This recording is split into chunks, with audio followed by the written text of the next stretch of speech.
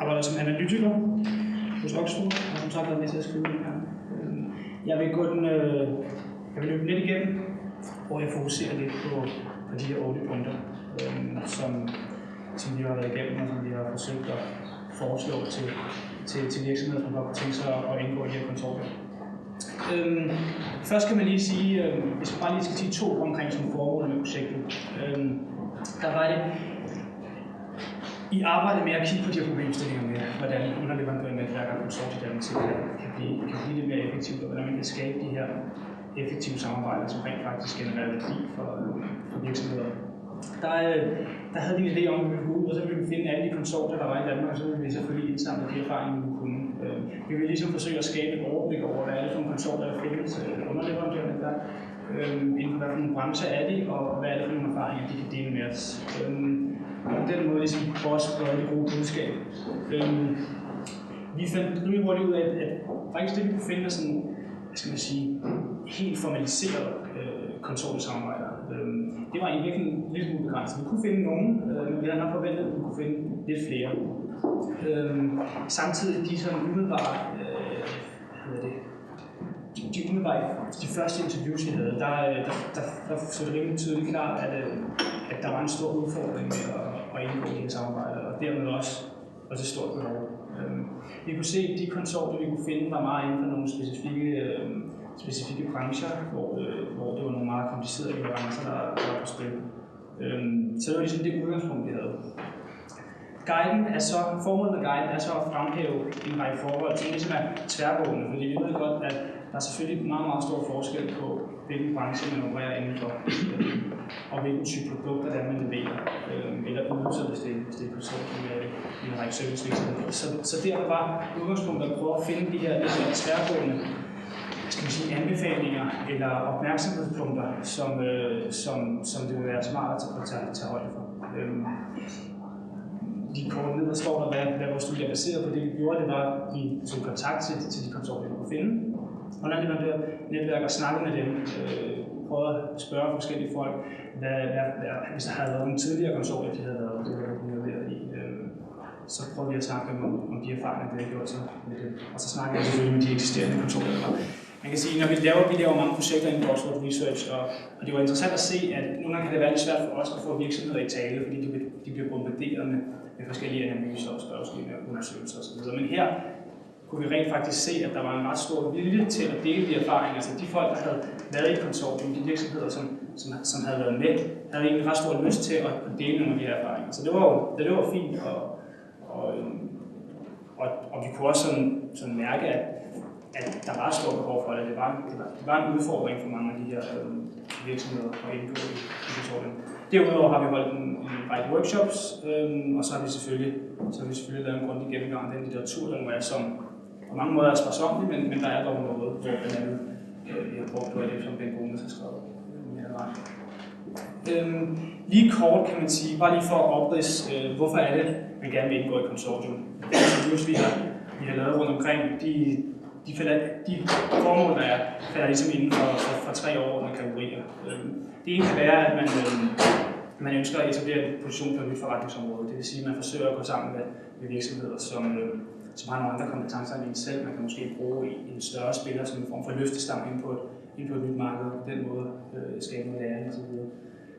Derudover er der jo de her øgede krav til økonomisk og også produktionsmæssig formåen. Så der kan også være nogle ønsker om at ligesom forsøge at opnå en tilstrækkelig kapacitet, sådan så man er i stand til at byde ind på nogle af de helt store opgaver. Og endelig så er der så den, vi ligesom ser sådan en form for sådan strategisk positionering i forhold til kommende projekter. Vi har set det nede ved blandt andet Femern Bælt-byggeriet, hvor der er en del servicekonsortier, der går sammen allerede nu for at teste samarbejdet og for at forsøge og få det her samarbejde op at køre, sådan, så når så det store udbud kommer, som vi kommer ud, så er man så klar til at allerede der gå ind og byde på de der opgaver.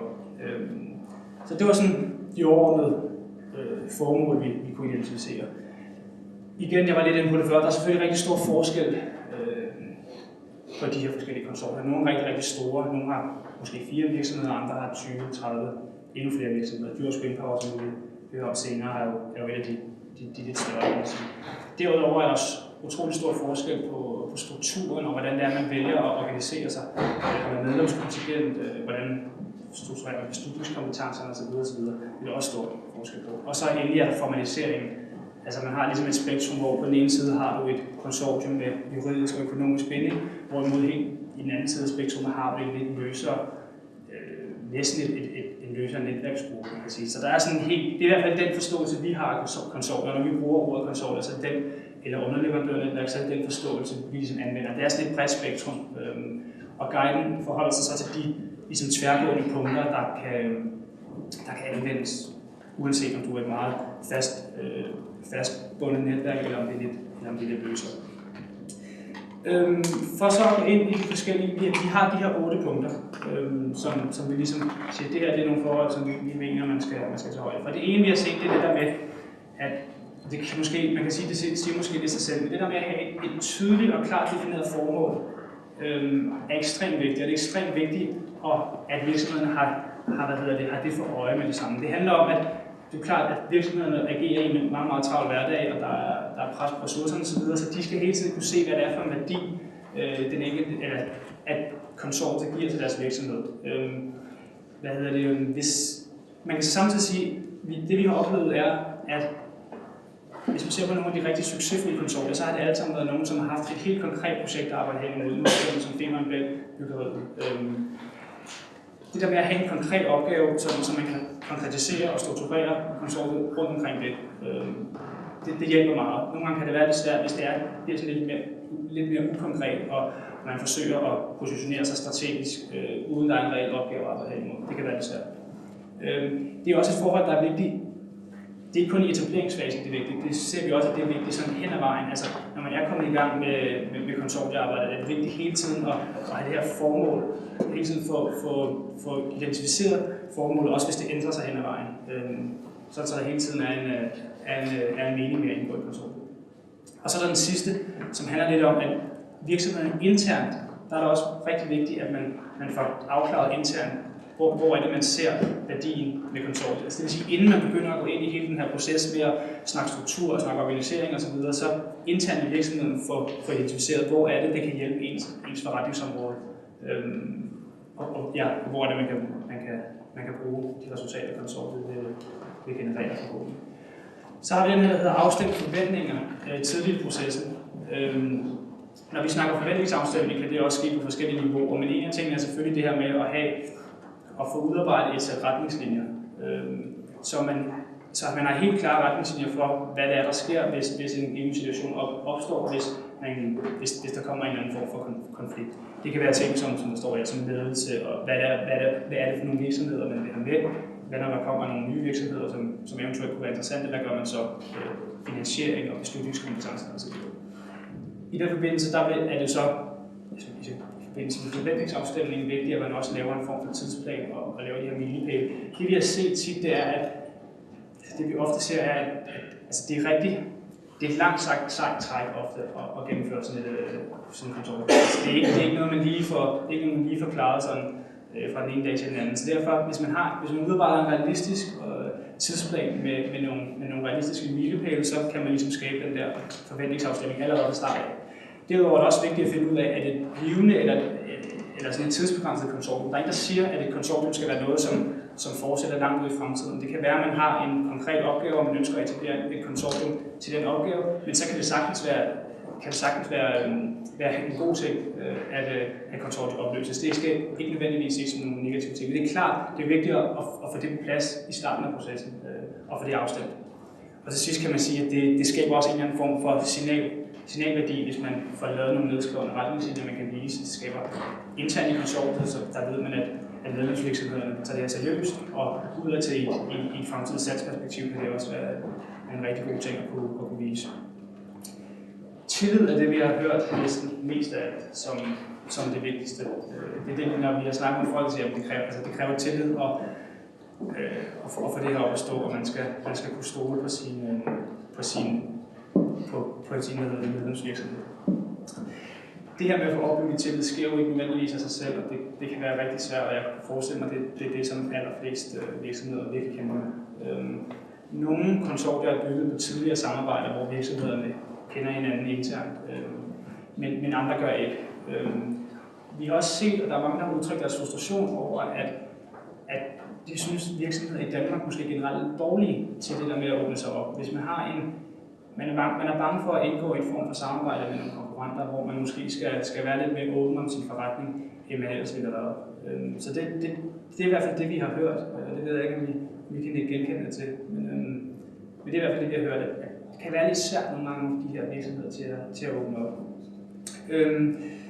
Vi mener så, at det vi så mener med det her punkt, det er også, at man kan skabe nogle fora for at fremme den der tillid. Der kan man selvfølgelig de strategiske processer, man indgår i, når man udarbejder hele organiseringen osv. Det kan være med til at skabe tillid. Så er der noget fælles læringsforløb, man kan lave nogle udveksling mellem virksomheder, virksomhedsbesøg osv. Men så specielt den sidste er lidt interessant, som handler om sådan nogle kravlegårdsprojekter. Igen, nu fremmer jeg filmen igen. Det er vi blandt andet set dernede, hvor der har bare gået en lang periode, hvor det hele er blevet udskudt, hele den udbudsproces. Og der har de så, nogle af de konsortier, som allerede har været etableret, har været i stand til stadig at gå sammen og forsøge at byde på nogle andre opgaver, som ikke har været måske en del af det formål, der var i starten, men som de stadig har kunnet bruge til at træne samarbejdet. Og det er måske en af de vigtigste erfaringer, vi kan få, det er det der med at få lavet nogle opgaver sammen og finde ud af, hvor er det en stykke og svagt, eller hvordan er det, man kan stole på hinanden. Man kan sige, at det kan også være med til en nedbrud til, hvis sådan nogle projekter går helt galt, men det er i hvert fald noget, man også skal overveje. Så den her med kompetenceafklaring. Vi vil sige, det vi har set er, at mange konsortier arbejder ud fra et af to principper. Enten så forsøger du at få en masse virksomheder ind, som har nogle af de samme kompetencer, så man kan opnå en eller anden form for volumen. Ellers kan man arbejde ud fra et eksklusivitetsprincip, som rigtig mange konsortier gør, hvor at man forsøger at få forskellige kompetencer ind, og det er meget vigtigt, at der ikke er overlappende kompetencer. Det er tit et kriterium for at acceptere nye medlemsvirksomheder. Det vi så har set, der har været vigtigt, det er det der med, at man så systematisk får kortlagt, hvad det er for nogle kompetencer, man har. Det er ikke nødvendigvis en nem opgave. Man har rigtig mange virksomheder, som byder ind med en hel masse forskellige kompetencer. Og der kan det være en fordel at få dem kortlagt helt klart, og så er snitfladerne fuldstændig tydeligt tegnet op. Jeg kan lige vise, at vi har taget sådan en kompetencematrix fra Offshore Konsortium Esbjerg, som har et konsortium i Esbjerg, der arbejdede med den her meget, meget strukturerede kortlægning af, hvad det var for nogle kompetencer, der var så de funktioner, som virksomhederne hver især tilbød, de er ude på x-aksen, på y-aksen, og så på x-aksen har de forskellige virksomheder. Det er ligesom en måde, hvorpå man kan gå ind sådan helt struktureret og på en egentlig ret simpel facon, ligesom at afklare, hvad er det for nogle kompetencer. Vi har også set andre konsortier, der simpelthen går ind og justerer det medlemskontingent, de har til antallet af kompetencer, de ligesom byder ind med. Det vil sige, jo flere kompetencer, de byder ind med, jo dyrere bliver det at være medlem af konsortiet. Det er en anden måde at gøre det sådan rigtig struktureret på. Der byder de simpelthen ind på branchekoder. Så det er en anden måde, man kan gøre det på. Lige for at gå tilbage til det sidste bullet, jeg har her, som jeg også synes er vigtigt, det er det der med, at når man indgår i et konsortium, så er pointen jo netop, at man puljer en masse forskellige kompetencer, og dermed kommer til at tilbyde en ny ydelse. Virksomheder, som opererer, har igennem mange år været vant til at gå ud i et salgsperspektiv og forklare, hvad det er, de sælger, og hvad det er, de kan tilbyde osv. Men når man lige pludselig går ud som et konsortium, så er det, at man går ud til tilbyder noget andet, end man tilbyder som enkelt virksomhed. Det siger det sig selv, men det er der stadig mange, der glemmer. Så der er det også vigtigt ligesom, at få øvet internt i konsortiet, få øvet sig på, hvad er det, man fælles sælger. Fordi det er ikke nødvendigvis, at det sådan er helt lige til. Så det er i hvert fald også noget, vi har hørt flere virksomheder pege på. Så er der den her med forpligtelse. Altså det at indgå i konsortium er mere end bare at indgå i et netværk og møde op til en netværksgruppe hver måned, hvor man diskuterer nogle relevante emner. Det skulle i hvert fald gerne være. Og vi kan høre mange af de konsortier, der er lidt ude i salget, det er netop fordi, de har problemer med det her med, at det bliver mest en kaffeklub, og der kommer ikke rigtig så meget konkret ud af det. Og der kan det her med at skabe noget økonomisk forpligtelse, det kan være med til at altså sikre det her, sikre et buy-in for de forskellige virksomheder, og sikre, at det bliver prioriteret i deres daglige arbejde, at man indgår i et konsortium, og sikre, at processen bliver drevet videre, fordi det er tit det, der sker, det er, at processen stopper op, fordi der ikke er nok arbejde, fordi der simpelthen ikke bliver lagt nok mandetimer i at drive konsortium, fordi det betyder altså noget. Så derfor, en ting er sådan, det der står mentalt ejerskab, en anden ting er, om man putter nogle penge ind i det, og man ligesom også får økonomisk ejerskab. Og det kan være både ved, at man lægger nogle penge i som en form for kontingent, som kan muliggøre nogle forskellige ting. Men det kan også være med at etablere en selvstændig virksomhed, hvor man kan sige, at overskuddet kan blive trukket ud, og på den måde kommer der et økonomisk incitament for at være en del af samfundet. Nu sagde jeg før, at et kontingent kan være med til at muliggøre, at man kan lave nogle aktiviteter i konsortiet, man kan måske trykke nogle pressematerialer osv. Et kontingent kan også være med til at ansætte en tovholder. Det ser vi måske som et af de aller vigtigste råd. Det er det der med at få ansat en tovholder. Det hænger meget sammen med det, jeg sagde før, med at det kræver hårdt arbejde, det kræver mandetimer at drive sådan her konsortium. Det bliver meget ofte tilsidesat til fordel for hovedforretningen. Vi snakker med nogle konsortier, hvor de havde en repræsentant for hver virksomhed med en eller anden form for styregruppe, som så drev processen fremad. Og det var meget svært for dem at kunne forsvare at skulle tilsidesætte det arbejde, de havde inde i deres normale arbejde for konsortieprocessen. Derfor kan det være en rigtig god idé at ansætte sådan en tovholder. Det kan være en direktør, man kan kalde det mange forskellige ting. Pointen er bare, at det netop skal være en person, som kan sikre den her opfyldning, og kan sikre aktiviteten og vedholdenheden, fordi det kræver det altså. Det er ikke sådan lige til at få 8 direktører, som er vant til at tage beslutninger helt selv. Det er ikke sådan lige til at få dem til lige pludselig at samarbejde. Så det mener vi helt sikkert er en rigtig vigtig ting. Vi har lidt konkrete forslag til, at man kan, altså det handler om at udarbejde de her interne dokumenter og følge en tidsplan og arrangering af møder og sådan noget, som egentlig ikke lyder så tidskrævende, men man ved bare, at i realiteten, der er det nogle af de ting, der kan tage rigtig lang tid. Samtidig kan det også være relevant, hvis man kan finde den rigtige tovholder, kan det være en rigtig god ting at have en person, som kan tegne konsortiet udadtil, som kunder kan identificere, så de har en person, de kan identificere konsortiet med. Så i et salgsperspektiv kan det også være en rigtig smart ting. Så er der det her med, at processen skal forankres hos ledelsen, som er vores syvende punkt. Igen, der er selvfølgelig sammenhæng. Det er det her med, at altså, der skal træffes nogle beslutninger, og for at de beslutninger skal kunne træffes, så skal der være nogle nødvendige kompetencer ligesom i ledelsesgruppen. Så du kan have en tovholder, som ligesom faciliterer det hele, men det er klart, du skal også have ledelsen indover. Det kan også være med til at skabe noget ejerskab og noget engagement, og det er klart, sådan, i et internt perspektiv for virksomhederne er det et vigtigt signal at sende, at det er ledelsen, der er involveret i det her, og at det ligesom bliver prioriteret fra ledelsens side også. Det kan også være et vigtigt signal at sende. Så er det her med tillid. Det kan være med til at skabe tillid på det højeste niveau. Jeg har taget en lille figur med, som viser en af de måder, som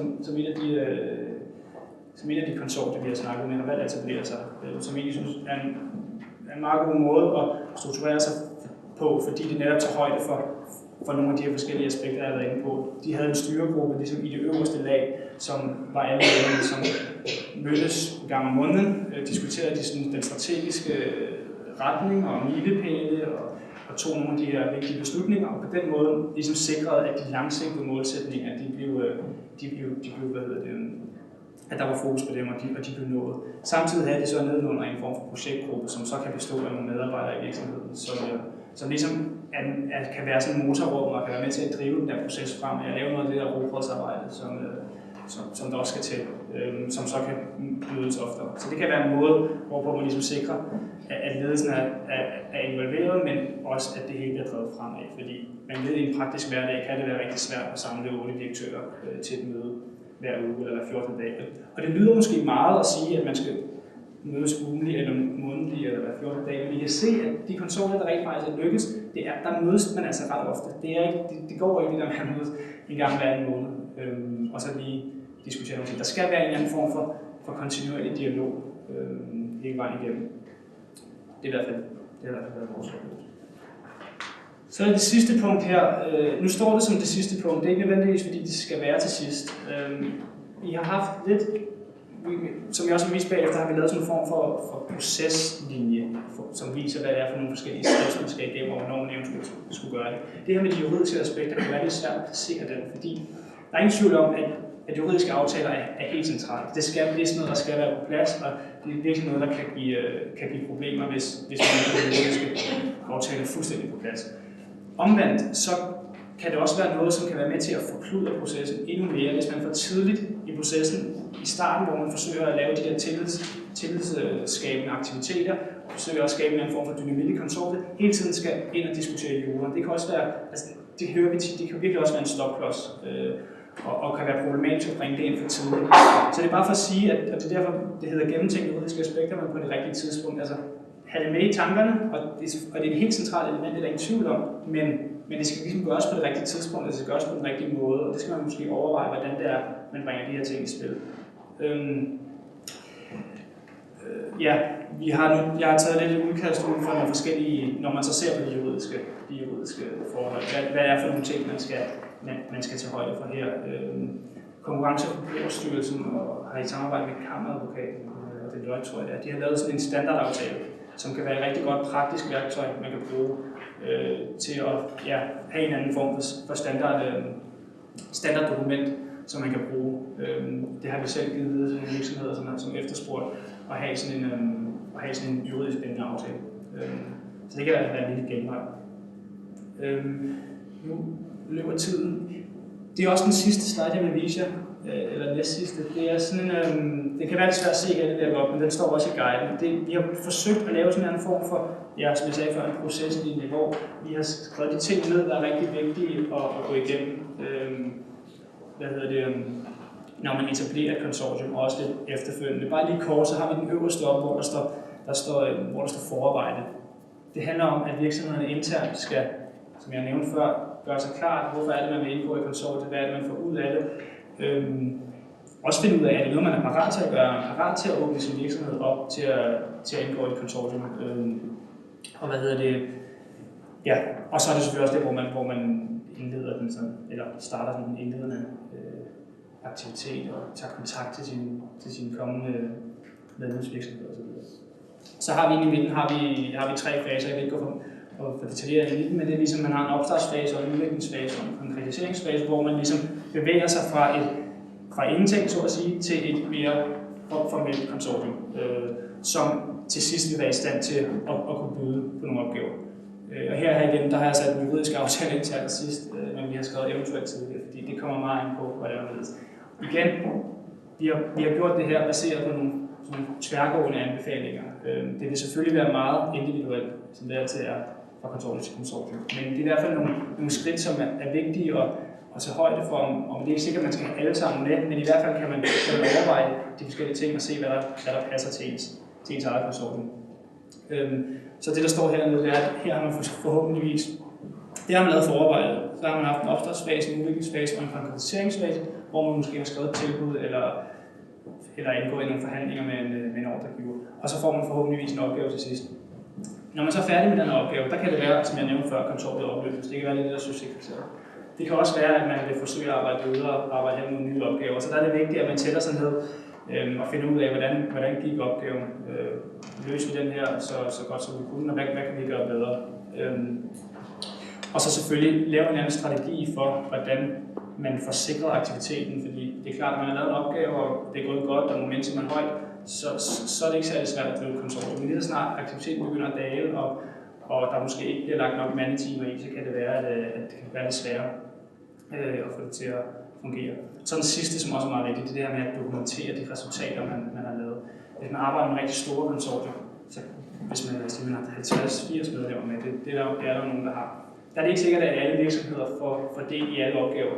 Men der er det rigtig, rigtig vigtigt at få kommunikeret og dokumenteret, hvad er det for nogle resultater, nogle af virksomhederne så har fået ud af det her. Igen, det er med til at sikre det der momentum, det er med til at sikre, at virksomhederne kan se værdien i at indgå i konsortiet. Så lige til sidst, i guiden vil I se 5 konkrete cases, hvor vi har prøvet at beskrive ligesom 5 forskellige historier for, hvordan forskellige underleverandørnetværk eller konsortier er blevet dannet. Hvor vi så har prøvet at inddrage nogle af de her ting, prøve at fokusere på nogle af de der kritiske elementer, som har været de allervigtigste for at få netop de her til at virke. Fordi de har egentlig været rimelig succesfulde alle 5. Så det er ligesom for at beskrive det, komme ned på et endnu mere praktisk niveau og læse nogle specifikke historier, kan man godt sige. Det er inden for forskellige brancher, det er både inden for offshore, inden for produktion, inden for det rådgivning og så videre. Så dem kan i hvert fald kigge lidt mere på. De er bagerst i guiden også. Ja, og med det tror jeg bare, jeg vil give ordet. Det er rigtig korte spørgsmål, kan man gøre. Er der nogle korte spørgsmål, I har?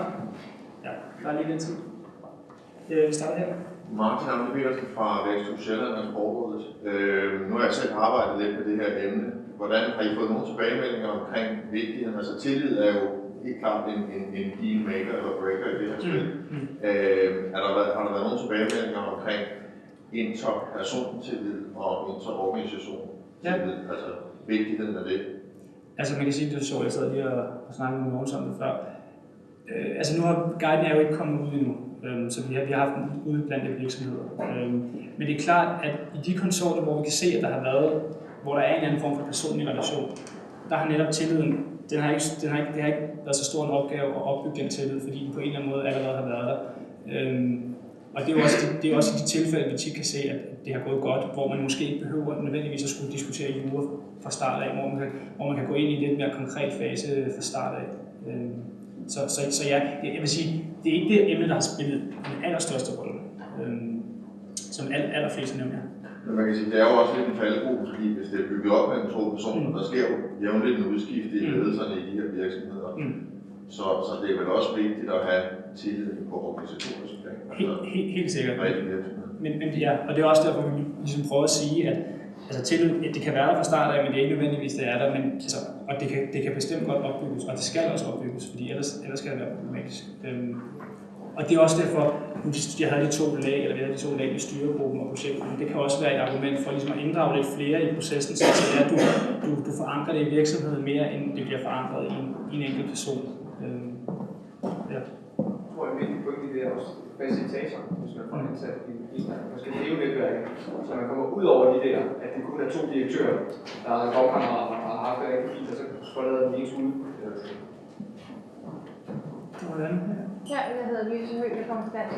Jeg vil bare høre, om I har haft noget omkring sin karteldannelse i forhold til konsortier. Altså, det er ikke så meget, når de har forskellige områder, men når de opererer inden for det samme område, fordi det er i hvert fald noget af det, jeg kan mærke, at vores virksomhed er rigtig, rigtig bange for, og det er noget af det, der nogle gange gør, at de ikke går sammen i et konsortie. Det er, at de simpelthen er bange for, at de laver at konkurrencestyrelsen ser det, at de laver et kartelformål. Ja, okay. Det har vi faktisk ikke hørt særlig meget. Altså, vi har jo snakket ret meget med sådan små og mellemstore virksomheder, som primært har indgået i nogle relativt små konsortier. Så det er ikke noget, vi har hørt så meget om, men det er jo oplagt, at det er et problem. At det skaber ligesom en ekstra udfordring, hvis det er, at man skal være bekymret for at indgå i, at der bliver formet karteldannelse. Ja.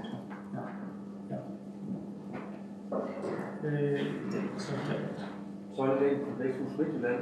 Et spørgsmål omkring data, om vi har viden omkring, hvor stor hitrate er fra, man går fra foranalysen, og så man går ind i opgaven. Altså, hvor mange falder fra undervejs i sådan et samarbejde? Ja, nej, det ved vi ikke.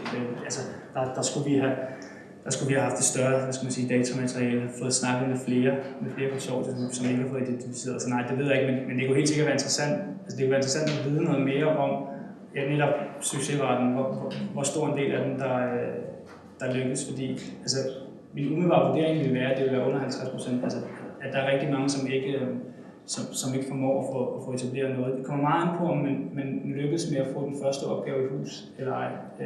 Altså det vi ser hele tiden, det er jo opgaven, der driver det. Og det bliver, så hvis man ikke er succesfuld der, så er det tit, det lykkes. Men igen, det kunne være interessant at kigge lidt mere på. tror du, vi havde en om bag først? Ja, undskyld, Leise Marud og Frygt mig. Kan du sige lidt om sammensætning af styregruppe, altså med den research, jeg lavede, om vi kan se, at der er forskellige styregrupper, som har, hvad skal man sige, at der er en sammenhæng mellem succesen og sammensætning af styregruppen? Nej, det kan vi ikke sige noget specifikt omkring, sådan, hvad der virker bedst. Vi kan bare se, at i de konsortier, hvor det er, at man har haft en ledergruppe, som ikke mødes ofte nok, der sker simpelthen ikke nok. Altså hvis der ikke er nogen til at drive processen fremad, sådan i det daglige, og lave nogle af de der lidt mere robotsopgaver, så er det, altså, så sker der for lidt, og så er det der, at det tit løber i sandet. Men igen, altså nej, vi har ikke lavet en decideret kodning på, hvordan til at styre gruppen ud, og i forhold til en eller anden projektgruppe, og så se, hvor godt de har performet. Det er det sidste spørgsmål, tror jeg, så skal vi videre. Det var mere en kommentar. Det var bare, at på global plan er det mindre end 40% af de her konsortier, der er i gang til at lykkes. Ja. Tusind tak, Mads. Jamen, hej.